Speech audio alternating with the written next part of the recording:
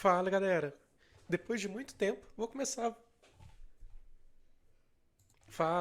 Galera, depois de muito tempo vou voltar a gravar vídeo aqui pro canal e.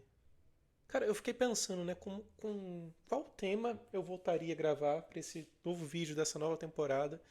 Eu fiquei pensando, fala galera, depois de muito tempo vou voltar a publicar vídeos aqui no canal.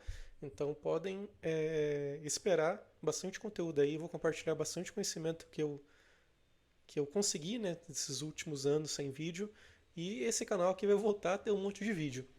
E para inaugurar essa nova temporada, eu fiquei pensando qual vídeo que eu poderia gravar, sobre qual tema. Ia ser MikroTik, ia ser servidor, ia ser Zabbix, o que seria?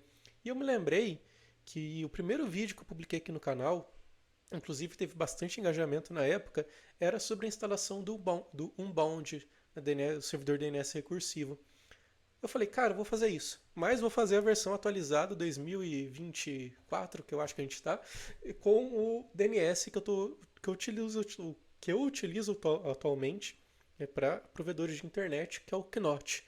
Eu acredito que é um DNS que não é muito conhecido, porém, eu descobri a existência dele a partir de um artigo da Cloudflare em que eles estavam explicando como que o 1.1.1 começou, qual que era a arquitetura atual, etc.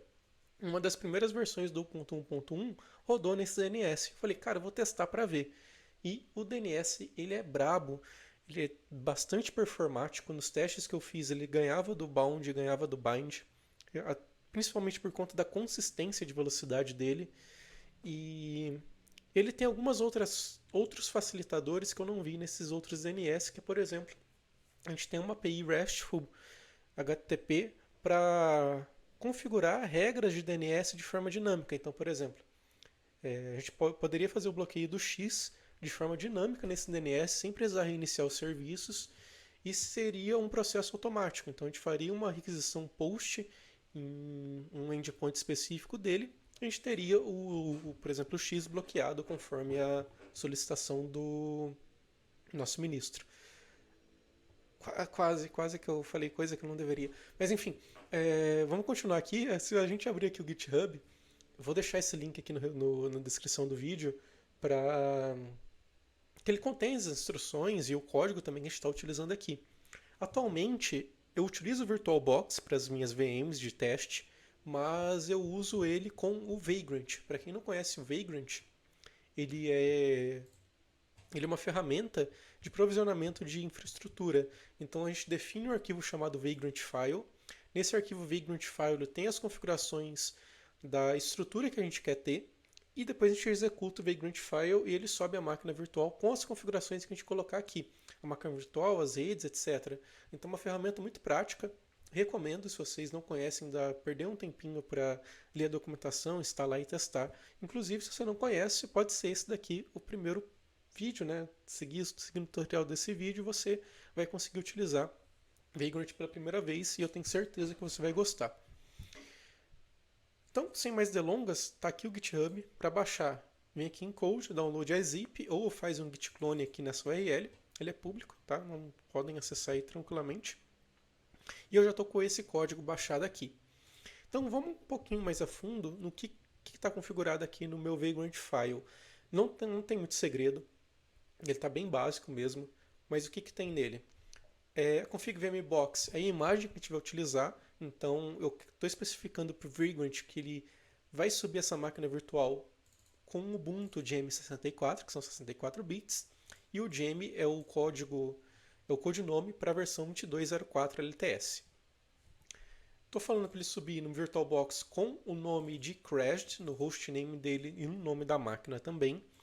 E estou falando para, além da interface que ele vai gerar para gerenciamento, na interface que o Vagrant cria para gerenciamento, é para ele adicionar uma interface a mais, que ela vai estar em bridge com a minha placa Wi-Fi, para eu poder fazer um ping nesse servidor, poder acessar, fazer uma query DNS também para testar. Então, aqui e também tem no final aqui, antes de eu falar o que vocês precisam modificar, quantidade de CPU e quantidade de memória RAM dessa máquina. Estou sendo bem generoso aqui, colocando 16 GB de memória RAM e 8 CPUs para essa máquina para a gente testar ela. Então aqui, o que vocês vão modificar no, no ambiente de vocês, vocês baixando esse arquivo e querendo executar exatamente como está aqui nesse vídeo. Vocês só precisam configurar o endereço IP, né, colocar o /24 da faixa de vocês. Então, se for 92.168.0.1, vocês alteram aqui. E também modificar a quantidade de CPUs disponível e memória RAM para essa máquina.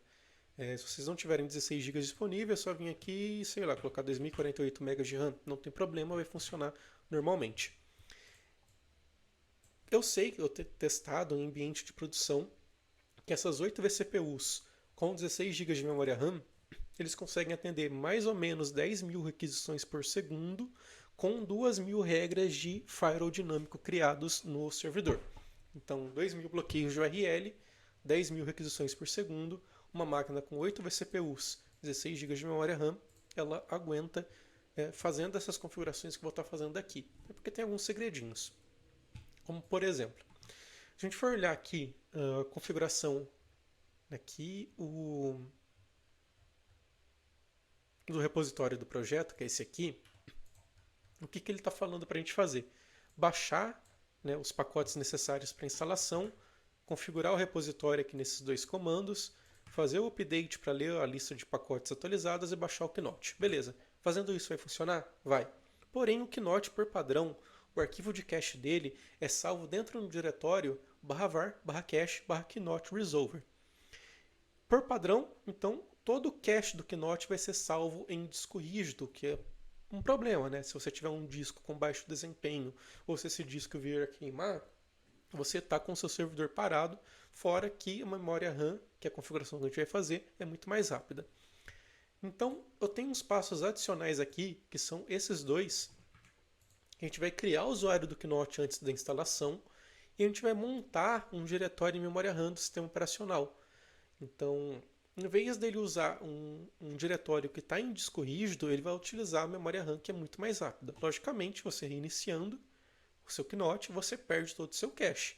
Porém, é muito mais rápido para o Knout responder uma consulta olhando a memória RAM do que tendo que fazer uma interrupção para ler o disco, retornar a resposta, etc. E se você estiver com um disco gargalado, seu DNS também vai ficar gargalado e aí não adianta nada usar o Knout. Tá? Mas tem isso daqui também. E aqui, ó, nessa entrada do TempFS no tab, tem uma configuração que ele está apontando, ó, diretório que vai ser criado em memória RAM. Crie com 11 GB, ou melhor, 11.636 megas. Por que isso? Se eu abrir aqui a minha calculadora, eu estou configurando... Caramba, velho, cadê a calculadora?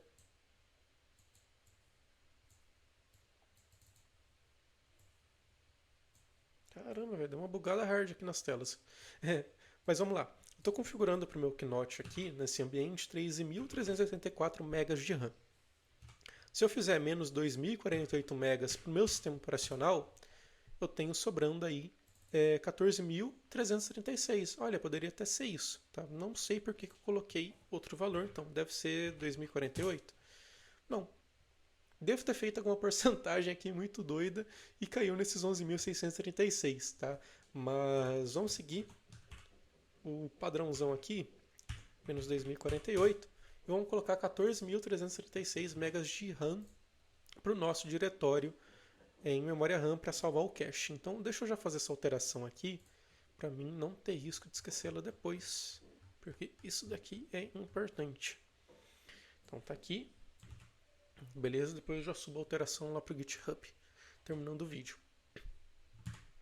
Então, e tem outra também alteração que a gente tem que fazer, por estar utilizando um Ubuntu, que por padrão, as versões atuais do Ubuntu, ele sobe um servidor DNS local para as consultas da máquina mesmo, pelo systemd resolved. E a gente não pode, ou melhor, a gente pode até ter os dois funcionando, não tem problema nenhum, só que esse servidor DNS, ele sobe na porta 53. Então pode dar conflito com o Knout e ele acabar não conseguindo fazer o bind dessa porta 53 para responder as consultas DNS dele. Então a gente precisa parar o systemd resolved e configurar manualmente as entradas DNS aqui para o sistema conseguir também fazer o apt update e baixar o Knout. Então são esses dois passos a mais que eu estou fazendo, além do que está explicado aqui na documentação, no passo a passo de instalação oficial, que é isso. já criar o diretório em memória RAM e configurar o Ubuntu para não utilizar o systemd resolved. Então, sem mais delongas, que eu já falei bastante, né? Deu quase 10 minutos de vídeo, ou melhor, deu 10 minutos de vídeo já, e a gente não fez nada ainda, então vamos partir para a ação aqui. O que eu vou fazer? Vou pegar aqui meu terminal. Se eu olhar no meu terminal, eu vou ver que eu estou no mesmo diretório aqui do meu Visual Code. Tá o arquivo crash, o readme e o vagrant file. Então, no mesmo diretório do vagrant file, eu vou executar... Caramba, deixa eu só dar um zoom aqui. Beleza. Eu vou utilizar o vagrant up. Com o vagrant up, se eu não tiver a minha imagem local do Ubuntu, ele vai na internet buscar a imagem, ele vai baixar, ele vai configurar toda a minha VM conforme eu especifiquei no meu arquivo. Cara, ele deu um erro aqui, porque eu estava testando antes, e acabei esquecendo de excluir. Então, vagrant destroy "-f", só para a gente poder fazer a máquina do zero. Então, vocês vão ver aí que o processo de destruir uma máquina virtual e criar exatamente a mesma máquina virtual vai levar aí menos de 1 minuto. Lógico que a primeira vez que vocês forem utilizar, ele vai baixar a imagem, então acredito que vai ter uns 2, 3 gigas. Ah, tá. Por que você não tá querendo? Deixa eu só dar o vagrant destroy aqui. Ok. Ah, cadê meu VirtualBox? Deixa eu ver o que está acontecendo aqui. Tá. É porque o caramba aqui da máquina não foi excluído. Então deixa eu só parar ela aqui e vou excluir manualmente. Beleza? Beleza, agora o Vagrant Up vai funcionar. Foi só um probleminha, porque eu já estava com a máquina criada aqui e por algum motivo eu troquei o nome e acabou bugando aqui e tudo, mas vocês baixando o repositório, baixando o Vagrant, conforme está o tutorial do site da HashiCorp, e fazendo o Vagrant Up, vocês vão ter a sua máquina virtual criada. Como vocês podem ver aqui, ele já está terminando de criar, ó, Waiting Machine for to boot. Foi rápido porque eu já tenho a imagem baixada aqui. Então, a primeira vez que vocês forem fazer, ele vai baixar a imagem. Se eu não me engano, são 2 ou 3 gigas. Então, vai demorar um pouquinho mais. Mas a partir da segunda máquina virtual, já vai ser esse processo rápido aqui. Beleza, eu estou com a máquina criada. Agora eu vou fazer o Vagrant SSH. E estou na máquina que eu deixei configurada aqui para o Crashed. Então, o mesmo processo aí, beleza, a gente já está dentro da máquina virtual. O que eu vou fazer aqui agora? Vou vir aqui no GitHub, porque eu não vou ficar digitando, já digitei, então só vou vir aqui, copiar, colar. Logicamente, vou explicar aqui para vocês o passo a passo. Deu erro porque eu não estou com o usuário sudo, então vou usar aqui um sudosu e vou colar novamente o comando. Feito isso, estou criando o usuário Knot Resolver, né, sem capacidade de fazer login nessa máquina, sem criar o diretório roam, com o -r aqui para especificar que é um usuário do sistema operacional. E é isso. Se eu fazer um grep aqui por Knot, dentro de /etc pswd, que é o arquivo que fica com os usuários do Linux, eu vou ter aqui o usuário Knot criado. Com o usuário criado, eu vou executar esses 3 comandos aqui. O que o primeiro comando faz? Ele modifica o arquivo que é o etc fstab. O que o fstab faz? Toda vez que o sistema operacional vai ser inicializado, ele olha nesse arquivo para ele entender se ele precisa fazer alguma partição extra ou não no disco. Então, ou no nosso caso, na memória RAM. Se eu usar um def-h aqui, a gente vai ver que a gente tem esses diretórios aqui montados. /run, o raiz, /dev shm, /runlock, /run user 1000 e o diretório aqui da minha máquina física, né, do meu notebook que está sendo montado dentro aqui da máquina virtual. Então esse primeiro comando, eu estou falando para o sistema operacional assim que ele ligar, para ele montar um diretório do tipo temporary file system, que são os diretórios que são montados de memória RAM. No caminho /var cache /var cache /knot resolver, que é o padrão, diretório padrão onde o Knot salva o seu banco de dados de DNS, com um tamanho de 11.636, e ele vai ser montado com o usuário Knot, para o grupo Knot, né, e as outras opções aqui do FSTab. Depois eu crio esse diretório e forço uma montagem aqui sem ter que reiniciar o sistema. Então copiei os comandos, apertei Enter, beleza. Agora a gente pode ver se deu certo. Então primeira coisa, ls-l/var/cache. Eu tenho aqui meu diretório Knot Resolver, montado para o usuário Knot no grupo Knot. E se eu fizer um disk df-h, eu vou ver que o diretório /var/cache/knot resolver foi montado, né, no modo temporary file system. Beleza? É isso mesmo que a gente quer. Agora a gente pode prosseguir. Quer desabilitar o systemd resolved? Então, se eu vim aqui dar um systemctl status systemd resolved, eu vou ver que ele está rodando.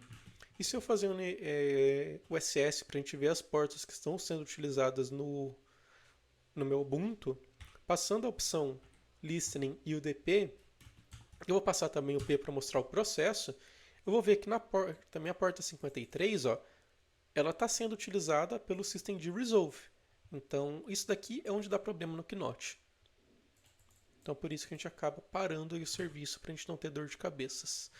Então, o primeiro stop, depois desliga o systemd resolve da inicialização, remove o arquivo etc/resolve.conf, por quê? Se eu fazer um ls etc resolve.conf-l, atualmente o arquivo etc resolve, por conta dessa mudança para o systemd resolved, ele é apenas um link simbólico para esse arquivo aqui, ó, run systemd resolve stubresolve.conf. Então a gente não edita mais o etc resolve diretamente. A gente teria que editar esse arquivo que é controlado pelo systemd. Para a gente evitar todo e qualquer tipo de dor de cabeça relacionada ao systemd resolved, a alternativa que eu achei mais fácil foi simplesmente remover esse link simbólico e recriar o arquivo com os name servers do Google ou algum outro name server que você preferir, só para a gente conseguir instalar o Knot. Então, vou fazer essa cópia aqui e vou colar. Beleza, foi. Se eu dar uma olhada aqui em tcresolve.conf, né, só vai ter o 8844 porque eu acabei passando só um sinal aqui, tá? Mas eu arrumo aí, não vai ter problema. Se a gente olhar aqui, tá funcionando tudo ainda a resolução. E o melhor, né? systemctl status systemd resolved tá parado agora, e se eu executar o nss nlu, não tem mais porta 53 sendo utilizada por processo nenhum, que é o que a gente quer mesmo. Agora a gente vai atualizar o sistema e baixar os pacotes de pré-requisito, que é o wget apt-transport https certificates.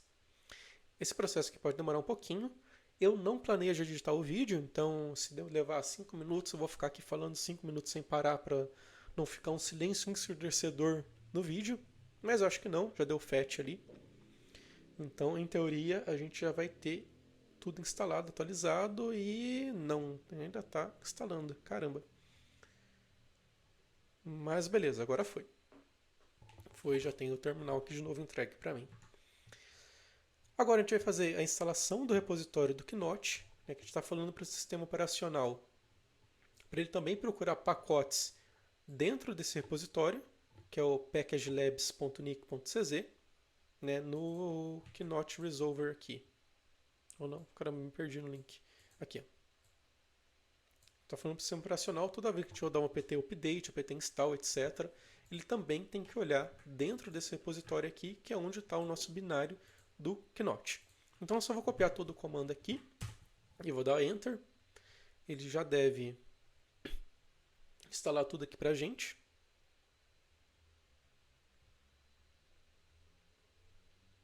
Beleza. Aqui, ó, agora eu deveria ter feito antes, mas vamos lá.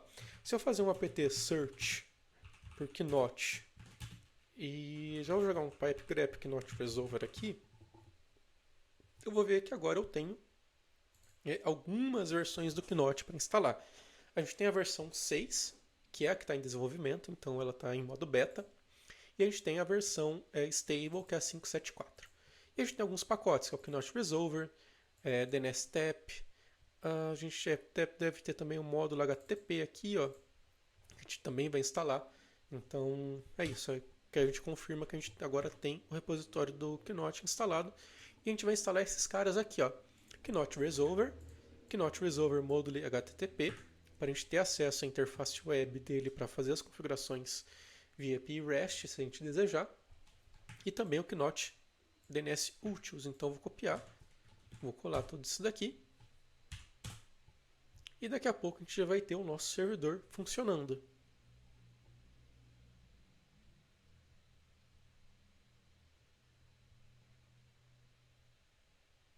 Eu acho que deixou virar um silêncio ensurdecedor, mas vou fazer uma melhor aqui para continuar falando, igual o narrador de... sei lá, não consegui pensar em uma palavra. Mas enfim, vamos lá. Agora a gente tem que configurar o Knot. Toda a configuração do Knot, né, o arquivo principal de configuração dele, é esse cara aqui, o etc knot resolver crej.conf. E é ele que a gente tem que configurar. Já estou colocando o nano aqui. E beleza, abrimos o arquivo. O que eu vou fazer? Eu vou apagar tudo, né, porque eu sou uma pessoa muito gentil e eu quero todo mundo usando esse negócio, então eu já deixei também um arquivo de configuração padrão para vocês poderem utilizar. Como que é a estrutura desse arquivo? Toda vez que começa com traço, traço, ou dash dash, se vocês preferirem, enfim, representa um comentário dentro do arquivo. Então, essas primeiras linhas aqui são todas comentários. Depois, a gente tem alguns módulos sendo carregados, que é o módulo de hints, stats, view, http e daf. Stats, para a gente conseguir monitorar depois. O hints, para a gente poder ter arquivos de DNS estáticos, se a gente desejar também. O view, para habilitar configurações de segurança, onde a origem da requisição é analisada. Então, se a origem da requisição não tiver dentro das políticas que a gente vai configurar mais para baixo no arquivo, a resolução não vai ser feita, DNS não vai ser permitida. O módulo HTTP e o módulo DAF, que é a cereja do bolo aí para quem gosta de fazer automações. Depois a gente tem as configurações de rede, então básico, né? A gente está falando porque o Knot subir em todas as interfaces. Porta 53 o serviço de DNS, porta 853 o serviço de DNS criptografado e porta 8453 o serviço de Web Management, que é o módulo HTTP. Aqui no tuning de performance, a gente está falando para o Knot. Por padrão, o Knot ele vai procurar o diretório /var, /cache, /knot resolver para configurar o banco de dados dele. E o que a gente está falando aqui? Knot pega todo o espaço que você tiver disponível nesse diretório e usa ele menos 10 megas. Então, se a gente configurou 11.636, eu acho que era isso, ele vai usar 11.626 megas daquele diretório. Os 10 megas ali só por segurança, que não vai travar nada. Estava na documentação oficial para deixar assim, então eu não vou discutir com quem criou o software. E depois tem as regras de segurança, né, para liberar as consultas somente para redes privadas. Provavelmente no seu ambiente você também vai ter que liberar para as redes públicas, então é só você copiar, por exemplo, esse cara aqui, colocar, né, especificar seu endereço IP, público no caso, né? Então, sei lá, 200.200.0.0/22. E você vai adicionando as redes aí públicas suas também. Então, vou copiar tudo isso daqui, vou colar, salvei com Ctrl O, saí com Ctrl X e não precisa fazer mais nada. Agora é só startar o serviço. Só tem um detalhe, que é outra maravilha do Knot. Ele não sobe apenas um processo, a gente consegue subir N processos do Knot. E cada processo desse também pode ter um arquivo de configuração específica. O que isso significa? A gente pode ter X processos usando um arquivo, X processos usando o outro. Isso é muito bom para a gente validar se a nossa configuração não quebrou. Mas enfim, o que é o importante aqui? Vocês subirem o serviço, que está aqui o comando, enable start, aqui está 1 até 7. Mas por que está 1 até 7? Porque eu estou com 8 núcleos nessa VM. Então eu estou subindo 7 processos do Knot e deixando em teoria, né, um núcleo para o sistema operacional e subindo 7 processos aqui do Knot. Se vocês subiram com 4 processadores, vocês não vão usar 7 aqui, vocês vão usar 4. Você subiu com 2 processadores, você coloca 2 ali. Ah não, eu tenho máquina sobrando aqui, eu subi com 16. Então beleza, vocês colocam 16 aqui. Ou melhor, vocês colocam 15, né? Diminui 1, garante ali um núcleo nunca sendo usado pelo Knot para manter o sistema operacional. Então copiei. e vou colar aqui dentro.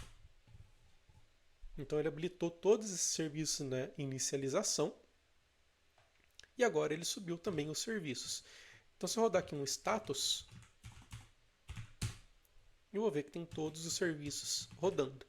E se eu olhar, né, o df-h novamente, ele já consumiu todo o espaço disponível dentro de varchar not resolver. Se eu olhar lá dentro aqui agora, a gente tem o data.mdb, que é o banco de dados, e se eu olhar a memória RAM, eu vou ver que free eu tenho 3.4 GB e que em uso existem 11, na verdade são os 12 GB, né? Então, aí a prova que esse diretório está sendo utilizado em memória RAM. E para a gente testar, vou fazer um kdig 92.168.10.52, que é o endereço IP que eu defini para minha lá no Vagrant. E tá aí, ó. Tive as respostas dos servidores root aqui dele. E se eu tentar fazer www.google.com, demorou um pouquinho, primeira consulta, beleza. Primeira consulta levou, cadê? 1 segundo, ponto 3. Mas se eu fazer a próxima aqui, 0.3 milissegundos, a próxima 0.2, a próxima 0.1. Então é isso. Vamos tentar o wall.com.br. Beleza, levou um segundo aqui também no meu ambiente virtualizado, mas a próxima 0.1 milissegundo. Então a gente já tem ele funcionando. Eu vou abrir aqui, ó, um terminal novo. Aqui está da minha máquina. Deixa eu só ir para o bash, que ele fica mais limpo. Então vamos lá, tig@192.168.10.52, que é o IP da máquina do Vagrant, www.google.com.br, me respondeu aí em 0 milissegundos. Ó. A gente pegar algum outro IP, ou melhor, algum outro domínio, ó, respondeu aqui, né? Levou meio milissegundo, caramba, foi pauleira mesmo. Mas vamos lá, vamos mostrar a última coisa que a gente tem que mostrar aqui. Porque note que esse vídeo já está dando quase meia hora e minha garganta está ficando seca, estou sem prática de fazer isso. 92.168.10.52, 8453. E tá aqui, ó, a interface web do nosso Knot. Se a gente for para a barra Stats, a gente tem as estatísticas do nosso servidor. Então, quantidade de vezes que foi feita escritas em cache, quantidade de respostas sem erro,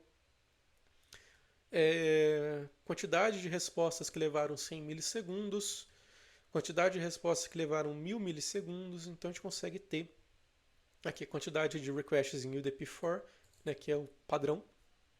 Então, a gente consegue ter todas as estatísticas aqui de um jeito bem fácil. E se a gente voltar, a gente tem aqui o módulo de DAF, que é onde a gente consegue fazer os nossos bloqueios. Então, por exemplo, vou pegar o caso recente aí que a gente passou pelo Brasil, x.com. O X, beleza, está retornando. Então a gente já viu, ó. E, aliás, ó, tem os gráficos aqui, ó, coloridinhos, e aqui os processos que estão rodando. Mas enfim, vamos retomar aqui. X, eu estou tendo respostas do X. Eu não lembro de cabeça como é que é o negócio aqui para bloquear o comando, né? A sintaxe. Então vou pegar aqui da documentação oficial. Aqui eu também não lembro onde está. Está aqui, DNS Application Firewall. Beleza. Vou pegar o RESTful Interface, ok.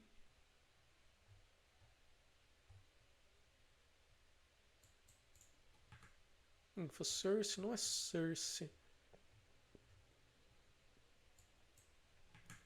Vai ser isso daqui, ó, keyname igual, beleza. Então vamos lá. Application Firewall, keyname igual a x.com, deny. E vamos adicionar.